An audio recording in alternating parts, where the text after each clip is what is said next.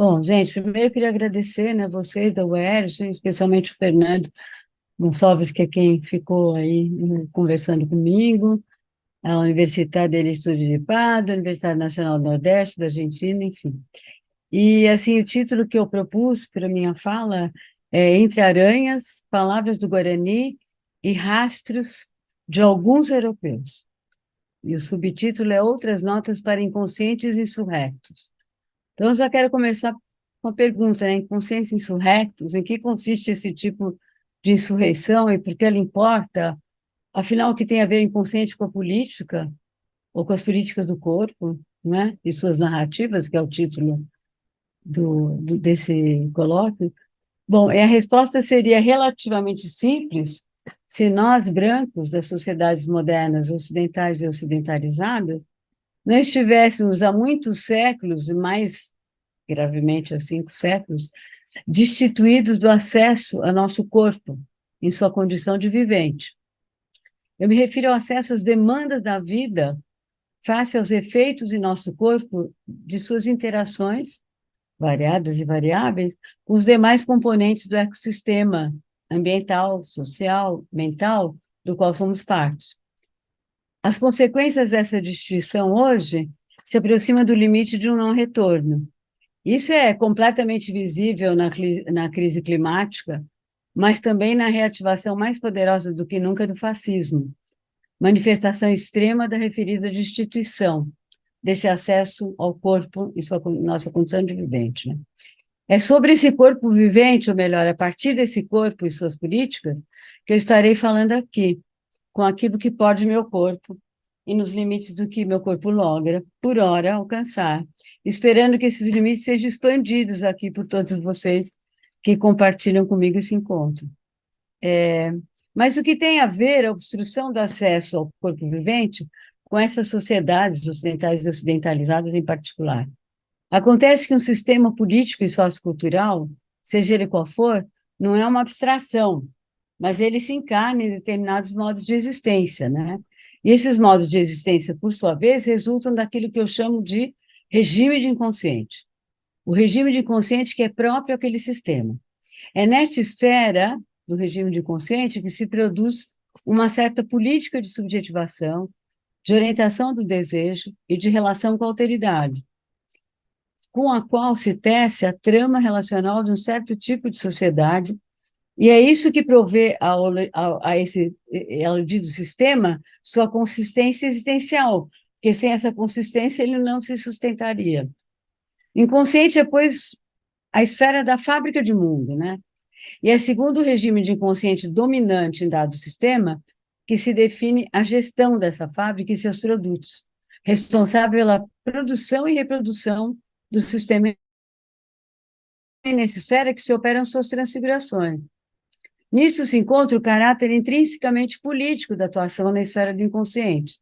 E daí a necessidade incontornável de enfrentar também nessa esfera os desafios que se apresentam à vida individual e coletiva, hoje materializada nessa sinistra paisagem que vem se espalhando por toda a Terra, cada vez mais velozmente, sob o regime de inconsciente que eu chamo de colonial, patriarcal, capitalista, em sua edição contemporânea, né? Neoliberal, essa dobra financeirizada, corporativista e neoliberal do capitalismo, no qual, nessa dobra, o sistema logrou colonizar o conjunto do planeta, conquistando um poder globalitário. Eu gosto muito desse termo globalitário que vem do Milton Santos, do geógrafo Milton Santos, né? Que é essa globalização é uma globalização que tem uma qualidade específica, é uma globalização capitalista, e ela tem esse sentido autoritário, totalitário, daí tudo isso está dentro da palavra globalitário. Acho o Milton Santos uma belezura. Bom, seguindo. Eu designo esse enfrentamento necessário de micropolítico, que é um nome proposto pelo Félix Guattari, para distingui-lo do enfrentamento que eles chamam de macropolítico, que se dá na esfera da distribuição de direitos de acesso a bens materiais e imateriais na cartografia sociopolítica em que a vida se encontra materializada nesse sistema. Esfera, né, que na nossa cultura é estruturada segundo o Estado de Direito como forma de governabilidade, na qual atuam tradicionalmente as esquerdas. E tem que atuar mesmo nessa esfera. Estou reivindicando aqui que a gente tem que desenvolver instrumentos para atuar nessa outra esfera. Mesmo porque essa nova modalidade de poder do capitalismo, essa nova estratégia, ela atua mais intensamente do que nunca nessa esfera micropolítica. O cultivo da conexão com o nosso corpo vivente, com outros nomes e outras formas de exercer esse cultivo, é um elemento essencial da gestão de regimes de consciência de outras culturas, que não a cultura ocidental e ocidentalizada, né? Tais como as culturas dos povos originários e dos afrodescendentes que compõem a sociedade latino-americana, as sociedades latino-americanas e caribenhas.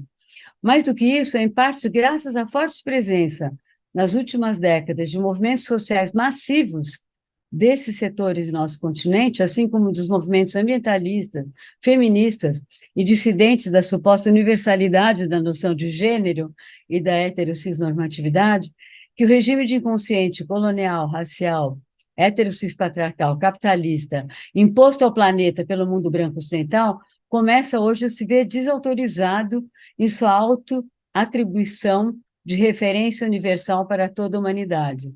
Essa ideia tóxica, ela é intrinsecamente associada à aplicação da noção de raça à espécie humana, que data do século XVI, não por acaso, e que é uma das engrenagens da fábrica de mundo sob a gestão desse regime, inseparável dessa mencionada obstrução do acesso à vida e suas demandas. Outra das engrenagens do maquinário dessa fábrica de mundo sob o regime de inconsciente colonial, racial, etc. O que eu vou compartilhar aqui são alguns ajustes da decifração desse regime de inconsciente, bem como da violência que é intrínseca a esse regime e algumas pistas de modos para enfrentá-lo. Ajustes que eu tenho elaborado nesses últimos 5 anos e meio, posteriores à publicação original do meu livro Esferas da Insurreição, que é de 2018.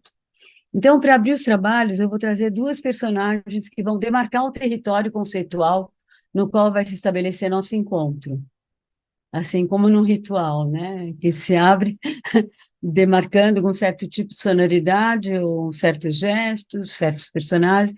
Eu vou abrir esse ritual, demarcando esse território conceitual, com dois personagens que são, primeiro, as aranhas, e o segundo é um termo do idioma guarani, como está no título. Vai ter aranha, vai ter alguns termos do idioma guarani e vai ter rastros de alguns europeus. Bom, então, peço para a Jo botar só a imagem da aranha um pouquinho aqui, só para a gente se inspirar um pouco. Bom, então, eu vou começar com as aranhas. A gente tem aqui imagem de várias aranhas aqui, só para a gente ter isso em mente, mas todo mundo conhece a aranha. Por que que eu vou começar com esse personagem? O que me interessa na aranha? A aranha lança aquele fio de seda no ambiente, né? Que é feito com proteínas lá de uma glândula do abdômen dela, que quando encontra a umidade do ar se torna esse fio, que é o mais resistente que existe no planeta, e que é o mais resistente e ao mesmo tempo mais flexível, né? Esse fio, isso que eu acho interessante, ele tem a capacidade de captar as frequências de vibração das forças vitais dos componentes que compõem aquele ecossistema ambiental. E essas frequências de vibração, elas vão se propagando em ondas pelo fio até chegar no corpo da aranha, ali onde sai o fio, que é no abdômen da aranha, né? E, nesse momento, a aranha sente passivamente, né, uma sensação corporal, uma experiência passiva de uma sensação corporal de algo que se transformou ali no estado vital dela.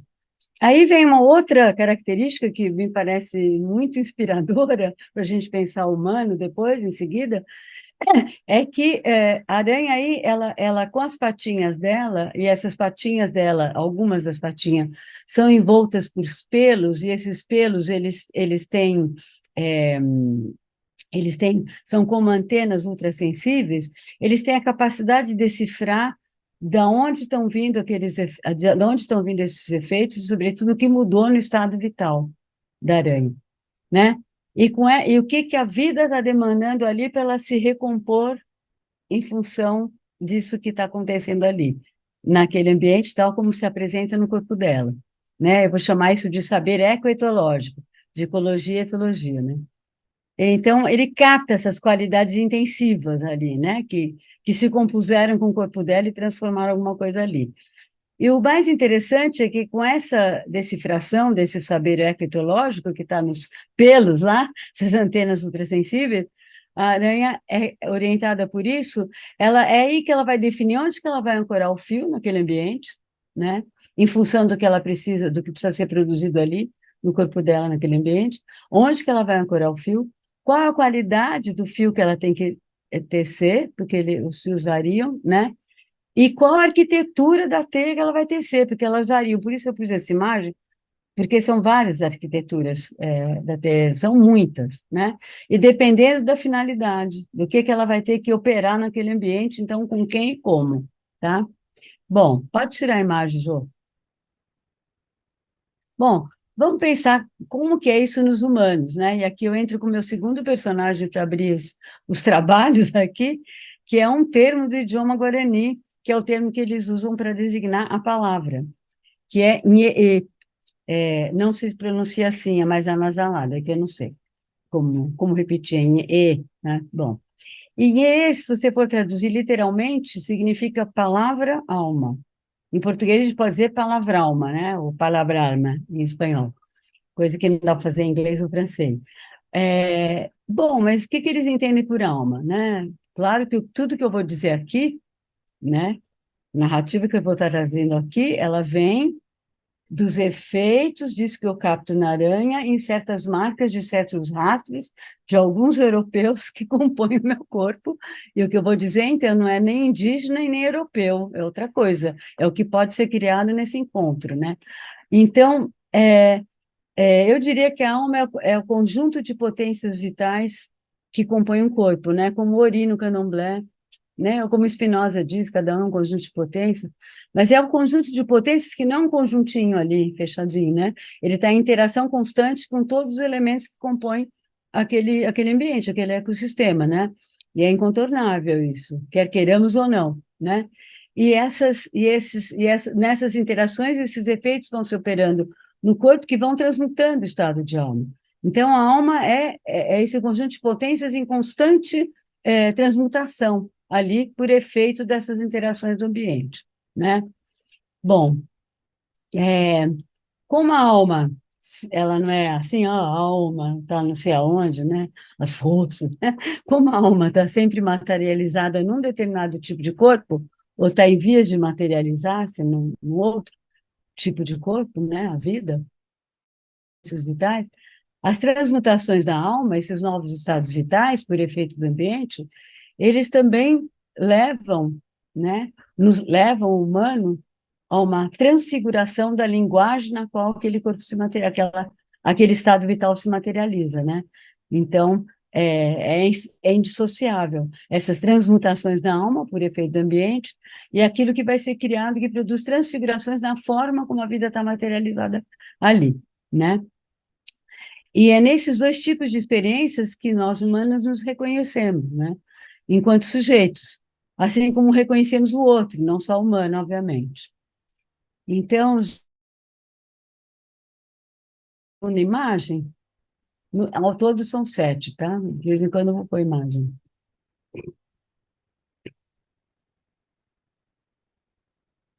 Tá. Então, aqui nessa imagem, eu coloquei essas duas experiências, né? Uma imagem possível para essas experiências. Né? Então, aqui embaixo, aqui em cima, né? Vocês estão vendo esse corpo com uma forma determinada, que é uma mulher, com uma saia aqui abaixo do joelho, não dá para ver, mas está de saltinho alto, dá para ver pelo gesto do pé, pelo gesto da mão, dá para ver que ela tem uma bolsinha, enfim, ela está materializada a alma dessa pessoa está materializada nesse corpo com essa forma. E atrás dela, vocês veem que tem uma grade, que seria a grade sociocultural na qual ela está inserida, né? O lugar de cada um, a função de cada um, as relações entre os diferentes lugares, etc., né? Nessa experiência minha do mundo, que é a experiência onde eu me reconheço como uma forma e reconheço o mundo na sua forma, em suas diversas, nas formas que o compõem, eu posso dizer que a experiência de um é o mesmo. Também poderia dizer que a experiência de mim como pessoa, vamos dizer, a experiência de um eu mesmo, né? Nessa experiência, eu me reconheço naquele contexto sociocultural e reconheço o outro, né? E posso me comunicar com o outro pela mesma linguagem sociocultural que a gente compartilha. Eu falei em comunicação, né? A forma de interação aqui é comunicação, né? Bom, e nessa experiência, como é que eu capto o outro enquanto forma? Como é que eu capto a alteridade como forma e me auto-reconheço como forma, né? Através da percepção visual, auditiva, etc. Mas a percepção não é uma tábula rasa, porque na hora que eu vejo algo, ouço algo, imediatamente eu associo com alguma representação, imagem, etc., que está na memória do repertório sociocultural que eu disponho, da minha linguagem, né? E eu associo isso àquele, eu associo algum elemento dali e projeto sobre aquilo que eu estou vendo, ouvindo, e com isso atribuo um sentido, me situo e situo, me situo frente a outro e situo o outro. Nessa outra dimensão da nossa experiência, enquanto corpo vivente, eu me relaciono com alteridade enquanto um conjunto de corpos viventes em movimento, interações variadas e variáveis, né? Nessa esfera da minha experiência, vocês veem que não tem um corpo delimitado aqui, individualizável. São vetores de força em relações variáveis e variáveis, interferindo-se mutuamente, né? Mas como é que eu capto o mundo nessa esfera da minha experiência, que não é a partir da percepção, como eu capto nessa esfera do eu mesmo, né? Eu capto através da reverberação desses efeitos do estado vital do meu corpo, porque esses efeitos, como eu disse, vão se compondo com marcas presentes em meu corpo, né? Vão reverberando ali, e isso vai compondo um outro estado, né? Vital ali. Então, eu me situo através dessa mudança do meu estado vital. Então, nessa experiência, o outro não é exatamente alguma coisa que está fora de mim, aliás, não é absolutamente algo que está fora de mim, mas é uma presença viva no meu corpo que passa a me compor, né? Que se compõe com aquilo que já constituía meu corpo. Então, essa experiência eu vou chamar de devir outros de si mesmo. São devires outros de si mesmo em estado latente. Eu poderia chamar essa primeira de uma experiência como pessoa, ou minha experiência pessoal, e a segunda como transpessoal. Mas como a psicologia tem uma das linhas da psicologia que é transpessoal e não tem nada a ver com essa visão das coisas, eu preferi chamar de um eu mesmo e devir outros de si mesmo em estado latente. Então, o sujeito humano se constitui dessas duas faces, um eu mesmo, devir outro de si mesmo em estado latente, né? Sua experiência como um corpo sociocultural, com experiência como corpo de linguagem, e a sua experiência como vivente, e que são totalmente distintas e absolutamente inseparáveis, tá? Pode tirar a imagem, Jô? Bom, eu vou trazer uma imagem para poder falar de qual é a relação entre essas duas esferas da experiência do sujeito humano, que são totalmente díspares e absolutamente indissociáveis, tá? Você pode colocar a imagem da fita de Möbius, que é a próxima?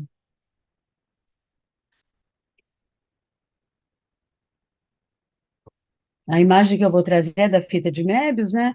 Que é uma imagem da geometria topológica, né? Aqui a gente tem duas imagens, né? Do lado direito tem uma concepção euclidiana de uma superfície, né? Então, vocês imaginam uma tira de papel, como está aqui do lado esquerdo, eu tenho a frente e tenho o verso dessa fita. E esses dois lados, essas duas faces, são completamente determináveis e discerníveis. Eu sei o que é frente, sei o que é verso, sei o que é esquerda, sei o que é direita, sei o que é em cima, sei o que é embaixo, etc. Eu sei o que é o antes e o que é depois, dependendo do movimento. Agora, aqui do lado esquerdo, tem essa imagem de uma superfície na concepção topológica, que teve o nome de fita de Möbius, porque o inventor é um alemão chamado Möbius, quem concebeu essa fita. Se vocês imaginarem, imaginam essa fita, vocês pegando uma dessas fitas do lado direito e colando a extremidade da face do verso com a extremidade do reverso, tá? Quando cola, fica essa imagem aqui que está do lado esquerdo. Se vocês imaginam passando o dedo por essa imagem, por toda a superfície aqui, nessa imagem do lado esquerdo, vocês vão ver que aquilo que era frente vira verso, o que era em cima vira embaixo, o que era antes vira depois. Vocês imaginam passando o dedo, assim, pela superfície toda, né? Então, aqui, essas faces passaram a ser indiscerníveis e indetermináveis, e mais, uma interfere na outra, que interfere na outra num movimento contínuo, tá? Então, se a gente leva isso, pode passar para a próxima. Só antes de passar para a próxima, eu diria o seguinte: se eu cortar essa fita do lado esquerdo, volto a ter uma fita como essa do lado direito, né? Onde, de novo, passou a ser determinado o que é frente, o que é verso, o que é o lugar de cada coisa, e isso se cristaliza. Todo esse movimento de interferência mútua se interrompe e aquela forma se cristaliza. Agora vamos para a seguinte. Agora, aplicando essa imagem para a gente pensar a relação entre um é o mesmo e esse devir outro de si mesmo estado latente, né? Bom, dizem que aqui, numa das faces aqui na frente, por exemplo, a gente vê ao mesmo tempo a face é o mesmo, com toda aquela quadrícula sociocultural, como está esquadrinhado ali, a existência social, e eu vejo ao mesmo tempo essa outra esfera da nossa experiência, essa esfera como vivente. Porque se a gente pensar com o que eu coloquei na imagem anterior aí. Se a gente pensar isso aqui, para pensar a relação entre essas duas esferas, né? Uma face interfere na outra, que interfere na outra, que interfere na outra, num movimento contínuo, né? Eu diria, para pegar a noção de pulsão no Freud, que essa é a essência pulsional do sujeito. O movimento vital do sujeito, ele ao mesmo tempo essas duas experiências interferindo simultaneamente, tá? Bom, e aí a gente pode também dizer aqui, como eu disse ali na imagem, que se eu corto essa superfície, né, essas duas faces passam a ser determináveis, né, determináveis, e esse movimento se cristaliza, né? Então, vamos imaginar, se esse sujeito aqui tivesse só vivendo essa face, eu mesmo, como o da mocinha aqui em cima, e tivesse desconectado com essa condição de vivente, esse movimento se paralisa e essa forma vai se reproduzindo infinitamente. Bom, eu diria que essa incontornável tensão entre as duas faces, né, é, do sujeito, é a força motriz dos seus devires, né? Por quê?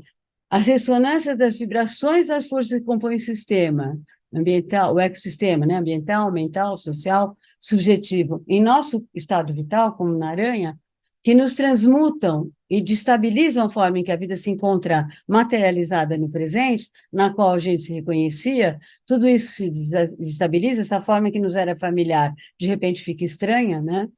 E isso gera um mal-estar vital que a gente sente como uma estranheza corporal, uma inquietação mental. Pode pôr a próxima imagem.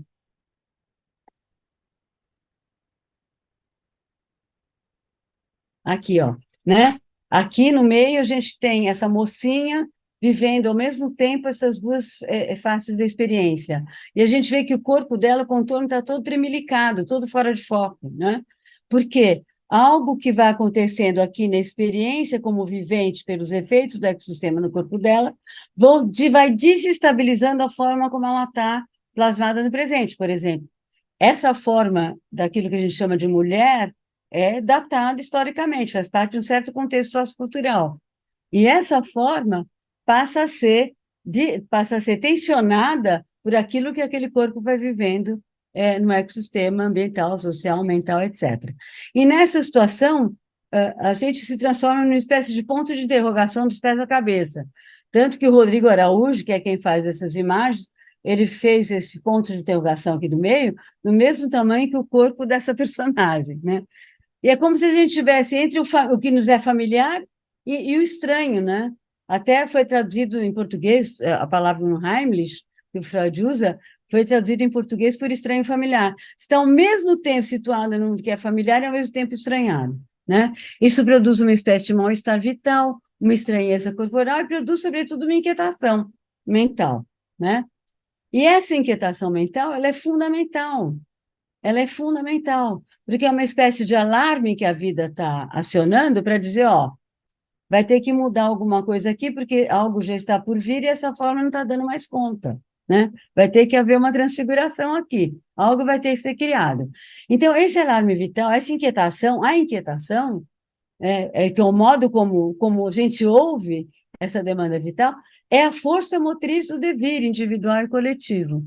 Então, essa tensão entre essas duas experiências é muito fundamental. Mas não é sempre assim que isso é vivido, e depende muito, o rumo que isso vai ter, depende do tipo de regime de inconsciente que prevalece numa determinada cultura, tá? Pode tirar, Jô? Bom, o que que os guaraninos ensinam sobre esse ponto de interrogação? Porque daí eu vou trazer um segundo termo do idioma guarani, né? Que é o termo que eles usam para designar a garganta. Nye, haiti. Nye, nye, que é palavra, que aqui não é palavral, né? Palavra, e haiti. Então, haiti é ninho. Então, garganta para eles é ninho de palavras. Ninho de palavras. Bom, se é um ninho de palavras, é porque para os Guarani a palavra começa como um germe, né? E vale não só para a linguagem verbal, para a palavra, vale para a linguagem geral.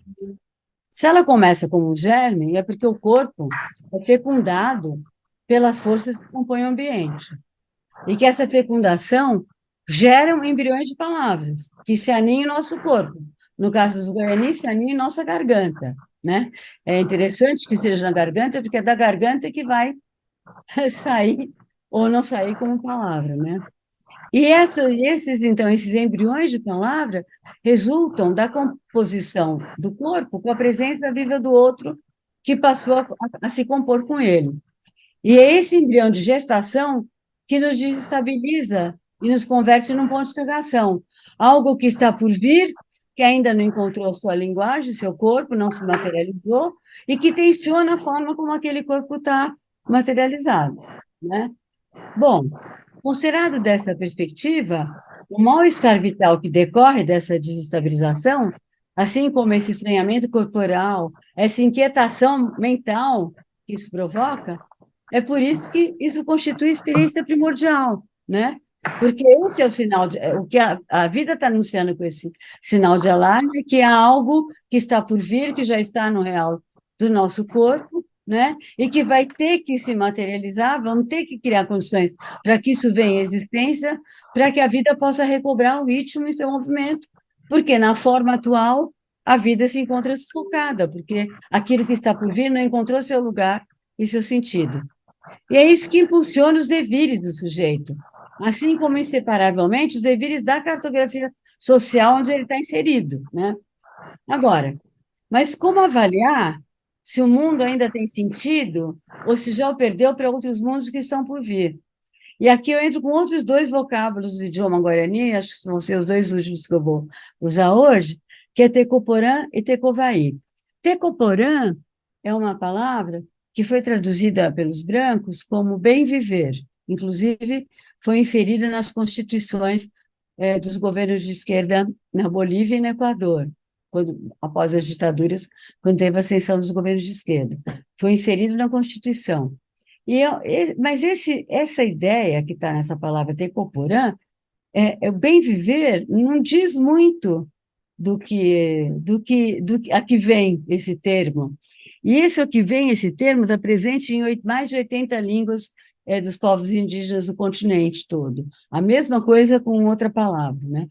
E se eu for traduzir literalmente tecoporã, teco é o estado em que aquele corpo se encontra em sua interação com o ambiente, que pode ser interação com uma música, com a guerra no Oriente Médio, enfim, com o que aconteceu na esquina, né? com a vitória do Milei na Argentina. É o estado em que o corpo se encontra nessa interação com o ambiente naquele momento, né? Tecô. E porã quer dizer, ao mesmo tempo, belo e bom. E porque belo e bom para eles é inseparável, porque não tem uma concepção formalista do belo, belo, tal composição é bela, como nós brancos temos, Belo é tudo aquilo que é bom para a vida. Se a vida está ali podendo fluir, então é bom para a vida, então é belo. Então, Tecoporã é o estado que o corpo se encontra na interação com o ambiente, naquele momento, naquele contexto, belo e bom. E Tecovaí, o contrário, o estado em que o corpo se encontra é feio e ruim, porque está impedindo o movimento vital, está despotencializando, então é feio e é ruim, né? Bom, mas o que no humano vai realizar essa avaliação se aquilo está produzindo um estado belo e bom ou um estado feio e ruim, né? Ah, só um comentário. Quando isso foi traduzido para o bem viver, né? Essa tradução já tem a ver com a desconexão do branco com a nossa condição, com a experiência da nossa condição de vivente. Porque entendeu o Tecoporã no sentido de bem-estar social, que é algo super importante de ser conquistado, mas que diz respeito à dimensão, à esfera macropolítica da distribuição de direitos na forma de governabilidade e Estado de Direito. Mas aqui está se falando dessa outra esfera da experiência, que é a nossa esfera como vivente, a partir da qual, como a gente está vendo, é que podemos ser orientados nas nossas ações para recobrar um movimento vital quando a vida está sendo violentada ou quando está sufocada na forma do presente. Se eu traduzo por bem viver, eu só estou pensando nessa dimensão macropolítica. E o que é lindo é que esse mesmo termo, com esse sentido, como eu falei, ele existe com outros termos, né, nesse mesmo sentido, em praticamente todas as línguas indígenas do continente. Bom, agora a gente podia se perguntar, a aranha, para ela a fazer essa avaliação aí, se está produzindo tecoporão ou tecopaí, a aranha, ela toca essas ondas, as frequências de vibração, quando chega ao seu corpo, ela toca aquela sensação, né? Que no primeiro momento é uma sensação passiva, e ela toca, e com esse toque lá, com aqueles pelos, essas antenas ultrassensíveis, ela capta, ela pode avaliar o que está se passando. O que em nós cumpre essa função, né? Bom, e como eu disse, a aranha, aí ela vai saber onde ancorar o fio, que densidade vai ter esse fio, e o tipo de arquitetura que vai ter a teia que ela quer tecer. Bom, o que em nós é, é, cumpre essa função dessa avaliação? Eu vou chamar de espírito, propositadamente, porque a palavra espírito é muito presente, né, na cultura ocidental e com outros sentidos também na cultura ocidental tropical aqui no continente, né? Então, e tem muito mal entendido nessa palavra, e não por acaso, então eu uso de propósito a palavra espírito. É o espírito, a gente poderia chamar a mente, né? Mente, né? Que é a nossa potência de pensar, né? Aliás, tem uma coisa engraçada aí, que não é por acaso que a aranha capta a sensação daquilo que lhe acontece com essa ponta das pernas, né, com as patinhas, porque o cérebro da aranha não cabe na cabeça, ele se espalha pelo corpo, e a maior parte dele está nas pernas, no cérebro, né? Então, nós fazemos essa avaliação com a mente, com o espírito. Bom, lembremos que o cérebro é inseparável da mente, né? Os pelos da pata da aranha. E que é o que decifra os estímulos para orientar nossas ações. Bom, então o espírito, pois, é aquilo que nós tem o poder potencial de avaliar essa tensão pulsional entre esses embriões de devir, de futuros em gestação, né? E a fricção e o tensionamento desses embriões com a forma sociocultural em que a vida está materializada no presente. Então, é aquilo que tem a potência de decifrar os sinais emitidos pela tensão pulsional, mobilizada pelo quê? Pelo mal-estar que essa tensão provoca. Por isso que esse mal-estar, essa inquietação, não é coisa ruim, eles são fundamentais. É o modo como isso chega a nós, né? Mas esse poder do espírito, ele é potencial. Uma coisa que eu não falei da palavra Nhê, né, do termo Nhê, que é palavra alma, é que para os indígenas, palavra alma teria que estar sempre junto, mas não está junto necessariamente, pode estar separado. E que para eles, todas as doenças, sejam elas física, espiritual, mental, o que for, a causa de qualquer doença vem da separação entre linguagem e alma, né? Bom, então o mesmo acontece no exercício do espírito, quando ele vai fazer essa avaliação, né? Esse potencial de avaliação que o espírito tem, ele pode desempenhá-lo desde um exercício dos mais ativos até o exercício mais reativo, que eu vou definir aqui rapidamente, que eu estou chamando de exercício ativo do espírito e exercício reativo. O exercício ativo é exatamente o que eu descrevi para a aranha, né? O espírito opera com esse saber ecpetológico, próprio de todos os seres vivos, que no humano a gente pode chamar de saber do afeto, ou saber pulsional, ou simplesmente intuição. E esse é o saber primordial que guiará a decifração da atenção pulsional, que é distinto do que normalmente a gente atribui à palavra saber, que eu chamo de saber arquivo, que é o conjunto de conhecimentos próprios de um determinado contexto sociocultural que está presente na nossa memória. Bom, então, o que o espírito faz no seu exercício ativo? Por um lado, como as patinhas da aranha, ele toca essas afecções, esses efeitos do ambiente no corpo, né? E por meio desse toque, ele consegue decifrar qual é a causa, quer dizer, a partir de que elementos do ecossistema ambiental, social e mental essa mudança do estado vital está se originando. Ele avalia a qualidade intensiva desse novo estado vital que esses efeitos provocam, e ele avalia esses germes de futuro que estão contidos nesses efeitos. O que está por vir aí, né? E aquilo que a vida está demandando para recuperar o ar, que teria a ver com aquilo vir à existência, né? Por outro lado, indissociavelmente, o espírito decifra aquilo que perdeu sentido na cartografia vigente, tensionado por esses futuros lavares. Com essa dupla avaliação do que está por vir e do que perdeu sentido, o espírito decifra aquilo que a vida requer para recuperar o ritmo e seu fluxo.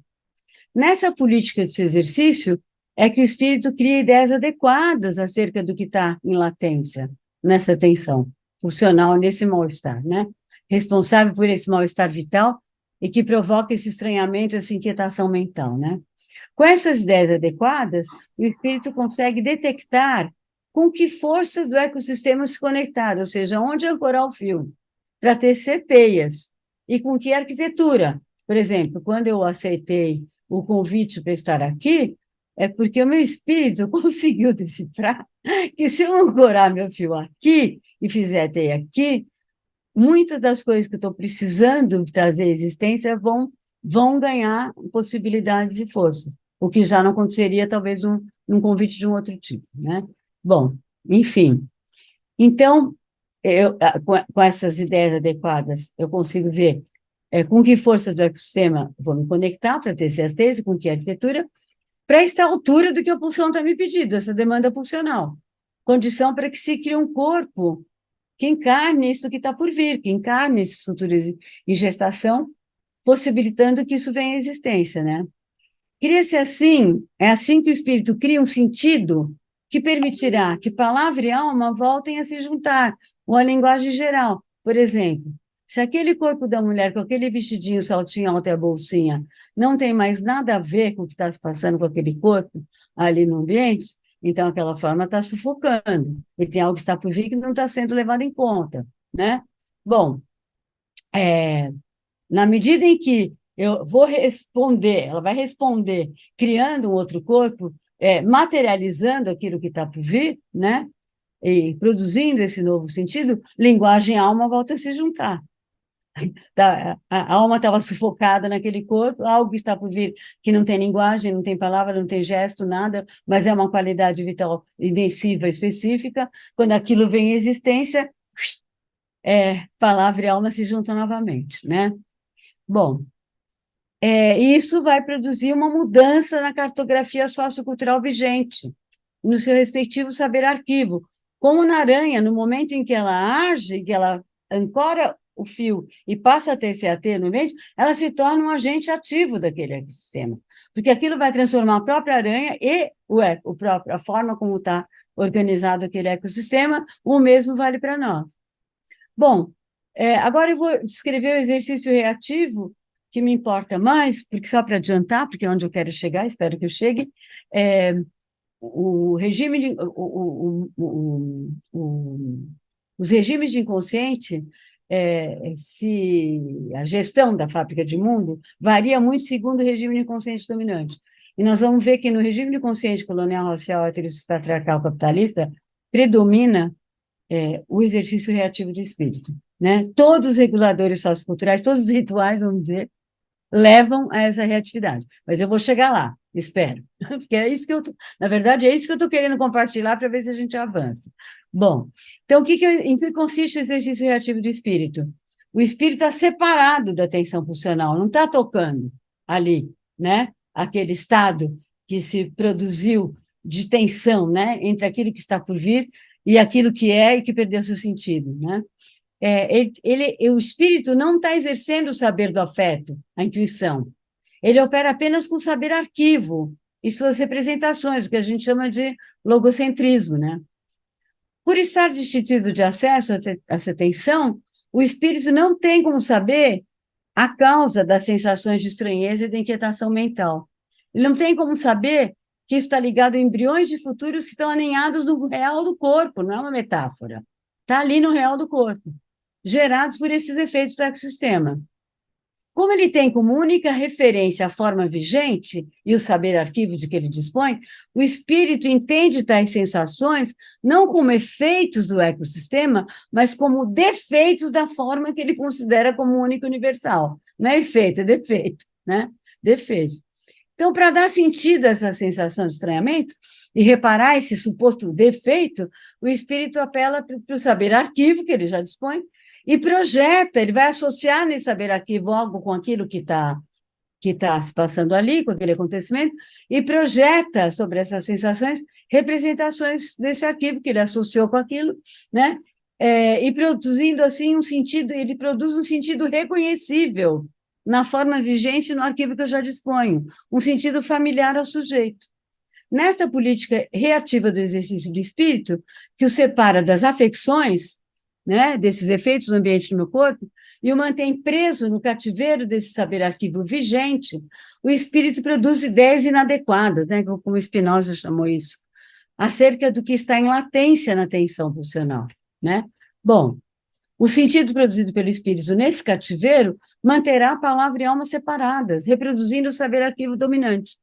Portanto, o fato de que palavra e alma não estejam necessariamente juntas, como nos mostram os Guarani, é indissociável do tipo de exercício do espírito, se ele desempenha ou não sua potência ativa de tocar a tensão pulsional entre os embriões do futuro e as formas do presente. Bom, é o desejo aquilo que nos levará a agir em resposta a esse sinal de alarme. E o desejo orientado por essa avaliação do espírito. Em função disso, dependendo do espírito se exercer ativo ou reativamente, as respostas do desejo também vão ser das mais ativas às mais reativas. Porque é o desejo de nós que vai se desconectar daqui, se conectar ali, se sentir atraído por isso e rejeitando aquilo, tal, mas ele é orientado por essa avaliação que a gente faz da situação. Então, são diversas as políticas de respostas do desejo àquilo que nos acontece, e, sobretudo, esses sinais de alarme, né? Então, eu diria que a micropolítica é a esfera da disputa entre essas distintas políticas do desejo, e essa é a esfera do inconsciente. E se essa é uma esfera da política, é porque um sistema se reproduz ou se transforma dependendo de qual dessas distintas respostas do desejo sai vencedora nessa disputa em distintos momentos. Por exemplo, nesse momento, sai vencedora, comandando a fábrica de mundo, a resposta mais reativa possível desse regime de consciente, que é a resposta fascista, né?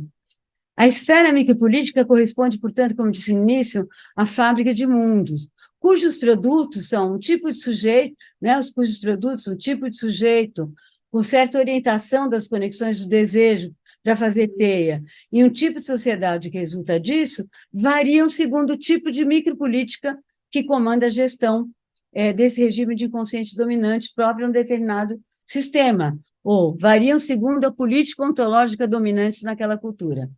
É por isso que eu lhes dizia no início que é impossível enfrentar os impasses que se apresentam à existência individual e coletiva em dado sistema sem atuar nessa esfera ao mesmo tempo, inseparavelmente, que atuamos na esfera macropolítica, né? Esfera de disputa de interesses, no âmbito da cartografia sociocultural vigente. No caso específico da nossa sociedade, chamamos esse campo macropolítico, dessa esfera macropolítica, de esfera pública, cuja cartografia é estruturada pelo Estado de Direito, como forma de governabilidade. E é o Estado que legisla sobre os direitos de acesso a bens materiais e imateriais, no limite ao próprio acesso ao próprio direito de existir. Nesse contexto, os interesses que estão em disputa são relativos à distribuição desses direitos, mas nessa outra esfera, o que está em disputa são distintas políticas do desejo, né? Que, por sua vez, tem a ver com distintos tipos de exercício do espírito. Sem afrontar os impasses de um sistema em ambas as esferas, nessa indissociabilidade entre elas, tudo volta fatalmente ao mesmo lugar, no máximo repaginado. Bom, eu vou agora descrever rapidamente o que é uma fábrica de mundo gerida por uma micropolítica ativa e seus produtos, o que é uma fábrica de mundo gerida por uma micropolítica reativa e seus produtos, para finalmente chegar onde eu quero encerrar, é descrever a fábrica de mundo gerida pelo regime de consciente colonial, racial, heterossexual, patriarcal, capitalista, né? Então, primeiro, quais são as engrenagens do maquinário dessa fábrica? O espírito é levado a tocar a sensação da tensão pulsional, a patinha da aranha lá, ele toca. Então, ele se exerce em sua potência ativa, tá? O sujeito, estou descrevendo quando a fábrica é gerida por uma micropolítica ativa. Então, o espírito é isso que eu acabei de escrever, esse exercício ativo. O sujeito é levado a se sustentar numa corda bamba pulsional entre, de um lado, um eu mesmo, em um mundo que já não é, e de outro, os germes de um devir outro de si mesmo e de um mundo por vir, que todavia não tem imagem, palavra, nada que os materialize. Então, aquela imagem da fita de Mépios, que eu falei que é a imagem da pulsão, o sujeito é um equilibrista nessa corda bamba, né? Na micropolítica ativa, o sujeito se sustenta nessa tensão, né? E o desejo nos leva a agir visando a criar, ele vai se conectar e desconectar, se desconecta daqui, se conecta ali, visando o quê? Criar as condições para que os futuros de gestação venham à existência. É nesse ponto do processo que entra o verbo, ou a linguagem geral, né? É uma imagem, um modo de existência, uma obra de arte, um poema, uma canção, uma forma de sexualidade, etc. Agora, Josi, você mostra deixa eu ver aqui. Você mostra os produtos na imagem 6 de uma micropolítica ativa, né? Gerindo a fábrica de mundo. Você pode colocar a imagem 6? Então, essa é a micropolítica ativa, eu vou falar, né? Vem que esse sujeito ele está se sustentando na corda bamba entre o modo como aquela cartografia sociocultural estava estruturada e ele também, onde ele se reconhecia, e esse atravessamento em sua condição de vivente por todos os efeitos do ambiente. E está ali, numa mutação contínua, né? Então, os produtos dessa fábrica de mundo gerida ativamente, né, por uma micropolítica ativa, os produtos são um espírito que elabora ideias adequadas sobre a tensão pulsional e para o que está por vir, criando novos sentidos. Um sujeito em processo, como esse que a gente está vendo aí, é um sujeito que está num processo de atualização contínua de um devir outro de si mesmo. São devir outros de si mesmo virtuais que o transfiguram. O sujeito se reconecta com seu corpo vivo, sua alma, e ele recupera o bem-estar vital, o tecoporã, ele recupera uma alegria vital, que é diferente da felicidade, a gente vai ver. Uma alegria vital. A vida está em seu gozo ali, né? O que dá ao sujeito a sensação de existir é seu pertencimento ao comum, né?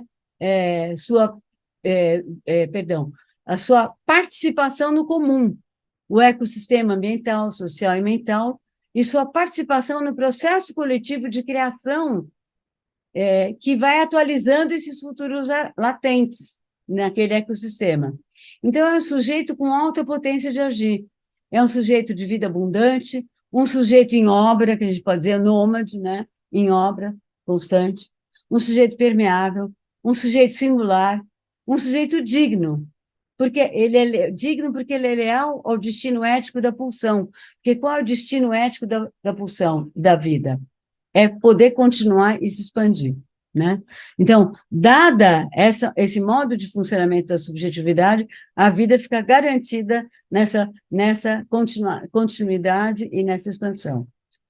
Em relação ao produto sociedade, né, cartografia sociocultural vigente, ela também se transfigura, porque foi ali introduzida uma diferença, né? E a nova cartografia recobra a alma e sentido, porque ela estava separada da alma em função daquilo que estava por vir, né? E a vida do ecossistema se restaura, recobrando o ritmo e seu fluxo. Esse é o que chamei do destino ético da pulsão. A afirmação da vida como um motor de transfiguração, que vai junto com esse aumento da potência do corpo de agir, de perseverar na existência, né? A pulsão encontra o seu dizer, no qual palavra e alma voltam a se juntar. A vida recobre sua saúde, fisiológica, espiritual, emocional, social, né? Pode tirar essa imagem e vamos botar outra, a seguinte. Vocês lembram que, para os Guarani, separação entre palavra e alma, origem de todas as doenças. Aqui, o movimento vai na direção de rejuntar palavra e linguagem. Daí, a vida recobrar sua saúde fisiológica, espiritual, emocional, social, etc. Agora eu vou descrever a fábrica de mundo gerida por uma micropolítica reativa. Quais são as engrenagens do maquinário dessa fábrica gerida por uma micropolítica reativa, né? Primeira engrenagem, o espírito elevado a se separar da pulsão e dos tensionamentos funcionais, entre o que já não é, o que é, mas deixou de perder o sentido. Faltam quantos? Faltam 10? 15, perfeito. Me avisaram aqui que falta 15 minutos. Então, vai dar tempo. Então, assim, a engrenagem. A primeira, o espírito elevado a separar da pulsão e dessa tensão pulsional entre aquilo que é e já perdeu sentido e aquilo que está por vir e ainda não ganhou, não se materializou, não veio existência, não tem expressão ainda, né? Ele se exerce em sua potência reativa. O sujeito é levado a se separar dos germens de devir outro de si mesmo, que ficam recalcados, né? Ele é reduzido a um eu mesmo, a um mundo, um eu mesmo, entre aspas, um mundo, em suas formas atuais, que lhe são familiares, que ele considera como universal, e o sujeito se vê assim impedido de se sustentar na corda bamba pulsional, né? É como se, aquilo que eu falei antes, a mocinha lá fica pendurada ali na experiência que a constitui naquela forma ali, separada, né? Totalmente pendurada ali, desequilibrada, separada do que está acontecendo para aquele corpo, né? E nós estamos vendo essa imagem, né, desse sujeito que, aqui nessa imagem, essa outra dimensão está completamente fora, ele só está se guiando pelo modo como está estreada, né, a existência social ali, pela cartografia sociocultural vigente, né? Bom, ele não se sustenta na tal da corda bamba pulsional, o desejo leva o sujeito a atuar visando criar as condições para que ele recupere a estabilidade de seu contorno na cartografia dominante, sem levar em conta o que está por vir, né? Então, ele vai produzir uma linguagem sem alma, ele vai tentar fazer um rearranjo ali para poder se recompor, né? E o movimento vital é desviado do seu destino ético, porque aquilo que está por vir é barrado o movimento de germinação disso, né? E a vida fica ali naquela forma em que ela se encontra sufocada, né? Quais são os produtos de uma fábrica de mundo gerida por essa micropolítica reativa, né? Primeiro, um espírito que produz ideias inadequadas sobre a tensão pulsional e para o que está por vir. Ele só fica reproduzindo os sentidos vigentes. Um sujeito cristalizado no modo de subjetivação que predomina naquele contexto, né? Que lhe dá uma sensação ilusória de existir, não por participar do ecossistema e participar da criação das transfigurações do ecossistema sempre que se faz necessário, mas ele tem a sensação ilusória de existir para se sentir pertencendo a essa cartografia vigente e a sua reprodução. E o que ele sente, o que isso lhe dá, não é uma alegria vital, alegria gozando por estar podendo estar fluindo no ritmo em seu movimento. O que ele sente é felicidade, não é alegria. Felicidade, aquele sorriso da publicidade. Felicidade. Que é, na verdade, um conforto narcísico, que é distinto da alegria vital. É um bem-estar ilusório, baseado no recalque do mal-estar vital, que está anunciando esses futuros de gestação. É um sujeito que reproduz um eu mesmo e um mundo em suas formas atuais, que lhe são familiares, que ele toma como essências, né? O eu mesmo, o mundo. E que ele reproduz ad infinitum. Então, é um sujeito com baixa potência de agir, é um sujeito de vida minguada, um sujeito inerte, sedentário, blindado, genérico, né? Em vez de singular, genérico, em vez de nômade, sedentário, é um sujeito normopata. Normopata é um termo criado por uma psicanalista chamada Joyce McDougall, nos anos 70, que considerava que a pior patologia é a normalidade mesmo, né? Então, esse é um sujeito... normalidade no sentido de você estar completamente identificado com aquela cartografia sociocultural, sem nenhuma possibilidade de se mover quando se faz necessário, né? Então, é um sujeito desleal à pulsão em seu destino ético. A cartografia sociocultural vigente só se reproduz, não se altera para recobrar sentido. E o que se gera nas interações com o outro, não só humano, né, não só outro humano, é denegado, e, portanto, a germinação de embriões de futuro é interrompida. A vida do ecossistema não se restaura, não recupera o ritmo em seu fluxo. A vida se mantém asfixiada, impedida de se exercer como motor de transfiguração. E diminui a potência do corpo de perseverar na existência. É uma violência contra a vida, e a vida, então, fisiológica, espiritual, emocional e social adoece cada vez mais nessa separação, né, entre linguagem e alma.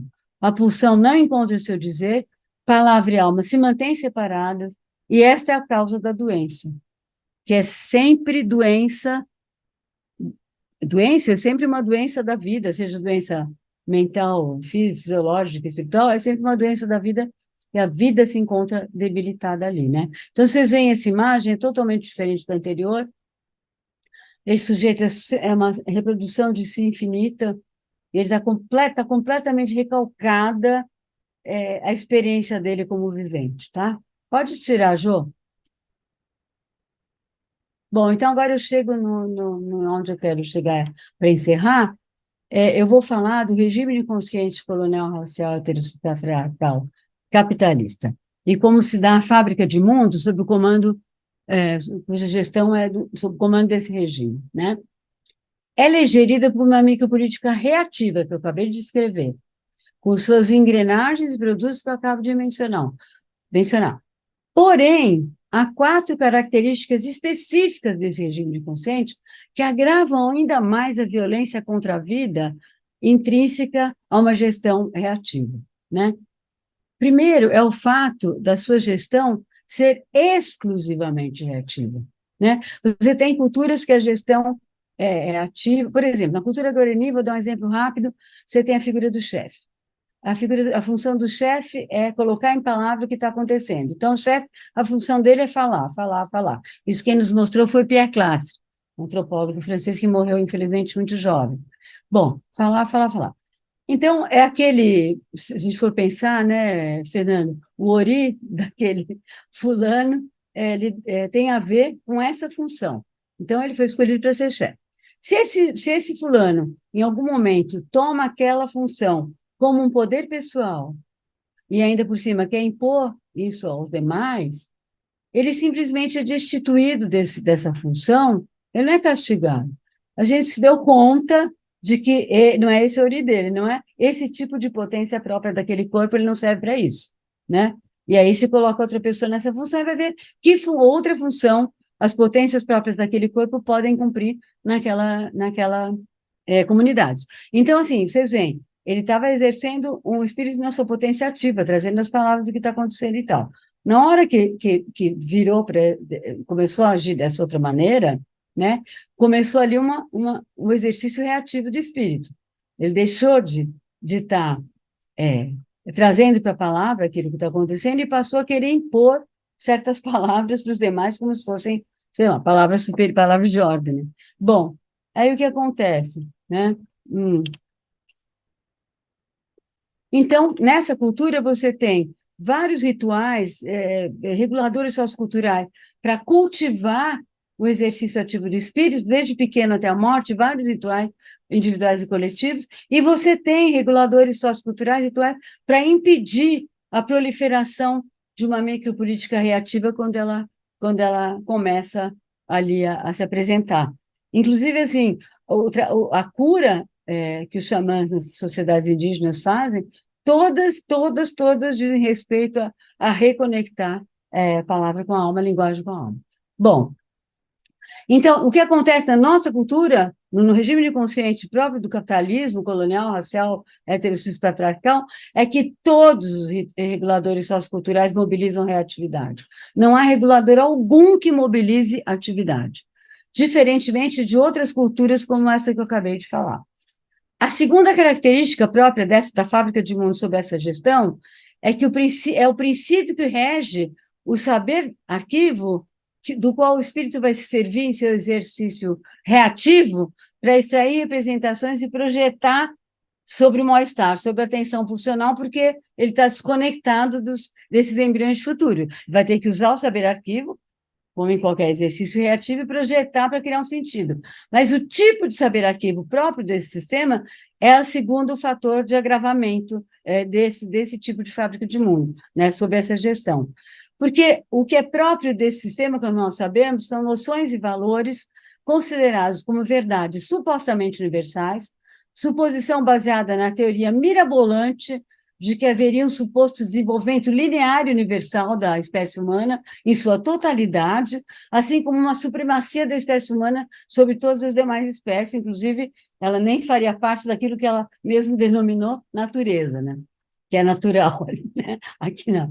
E segundo essa teoria, o que corresponderia ao apogeu da espécie humana em sua plenitude é o modo de existência e as noções e valores que esse modo de existência envolve, próprio do macho branco europeu ocidental das elites coloniais, que hoje seriam as elites do capital financeiro transnacional. Um modelo supostamente universal, esse modelo se modifica a cada nova dobra do sistema, mas mantém-se como um padrão de medida universal. É essa mesma política ontológica, né? Tal ideia, como eu disse, que vai se mudando do capitalismo mercantil para o industrial, para o segundo industrial, para o capitalismo financiarizado, etc., mas o princípio é o mesmo. Tal ideia pressupõe, essa ideia desse suposto desenvolvimento linear, pressupõe uma hierarquia entre os distintos grupos humanos, baseado na aplicação da noção de raça à espécie humana, que não por acaso aconteceu no século XVI. Não existia noção de raça aplicado à espécie humana. Neste período inicial, o termo qualificava os distintos modos de existência classificados segundo a tal suposta escala de graus da evolução humana, dos modos de existência supostamente mais primitivos ou selvagens, ou seja, inferiores, e os supostamente mais civilizados, ou seja, superiores. A partir do século XVIII, raça passa a referir-se ora à cultura, ora à etnia, ora à nação, mas mais gravemente passa a referir-se a graus de evolução biológica, estabelecidos pela ciência positivista. A ideia de raça recebe, então, um certificado fraudulento de cientificidade e se naturaliza. Marcadores dos supostos graus de desenvolvimento não são apenas a cor de pele, né, como naquele momento, lá no século XVI, mas etnia, mas gênero e classe. Nome, classe, que se dá às diferenças de poder econômico no capitalismo industrial, né? É este modelo, como um padrão de medida universal, que o espírito projeta sobre todos os corpos como um decalque que se sobrepõe sobre aos embriões de futuro que se geram nas interações no ecossistema e que os mantém sob recalque. Quais são os produtos dessas engrenagens, desse maquinário, tal como eu acabo de escrever?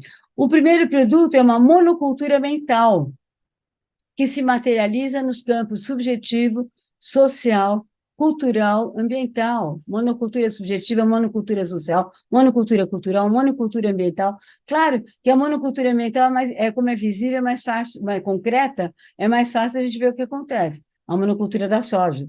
Ou qualquer das monoculturas das plantations, que foi isso, né? Desde o início da colonização, a plantation era monocultura, instalação de monocultura. A monocultura rompe as interações entre os componentes desses ecossistemas, o que interrompe as fecundações e torna o corpo estéril. A monocultura, que começa com as plantations coloniais, é uma violência contra a vida que vai muito além da denegação dessas interações intrínseca à micropolítica reativa na produção de modos de existência.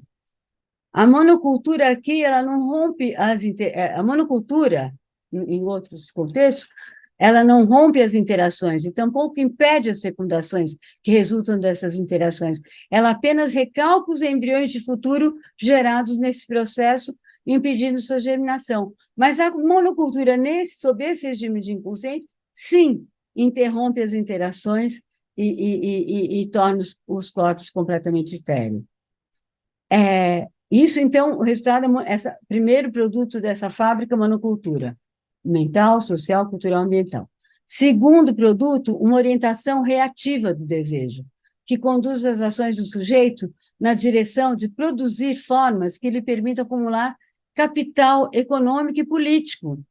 Mas veja só, acumular capital econômico e político é a condição para incrementar e acumular capital social e narcísico, e ascender nessa hierarquia racial imaginária, que é a meta absoluta e condição para pertencer e sentir a tal felicidade, né?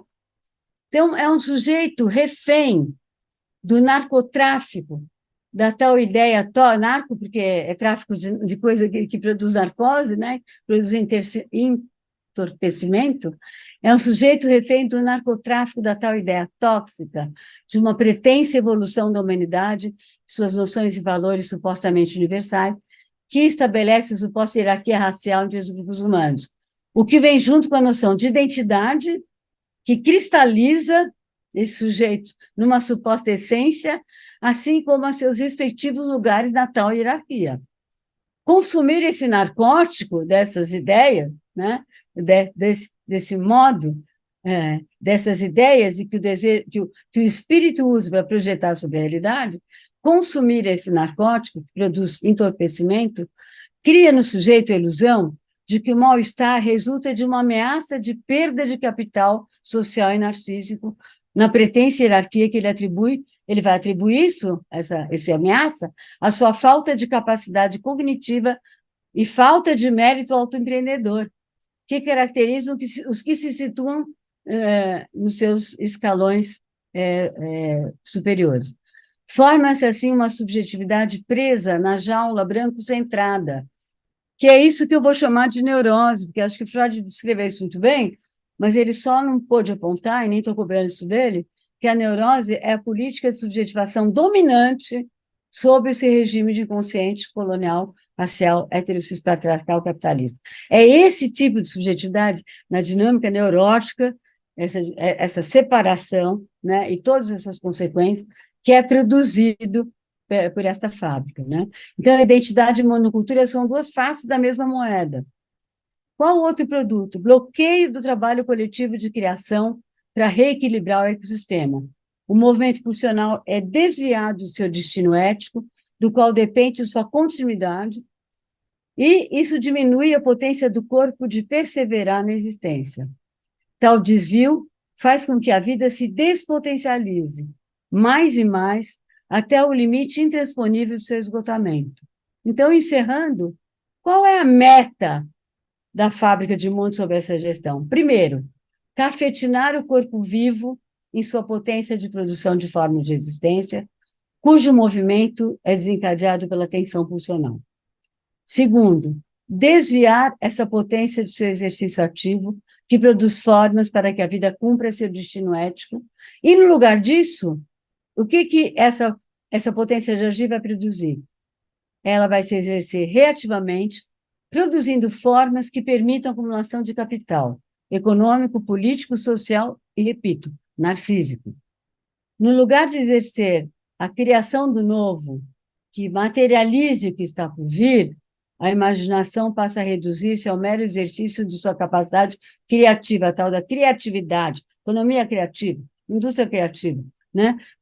A sua capacidade criativa, dissociada da vida e surda às suas demandas, de modo a levar o sujeito a produzir novidades, né? Produzir o novo, para trazer para a existência aquilo que está por vir, mas produzir novidades que multipliquem as oportunidades de investimento e estimulem a voracidade de consumo, base da acumulação de capital econômico, político, social, narcísico, insisto. Em suma, a meta do maquinário da fábrica de mundo colonial, racial, heterossexual, patriarcal, capitalista, é instrumentalizar a potência de agir, de modo instrumentalizar o corpo em sua potência de agir, de modo a levar o sujeito a produzir e reproduzir esse mesmo mundo com seu próprio desejo.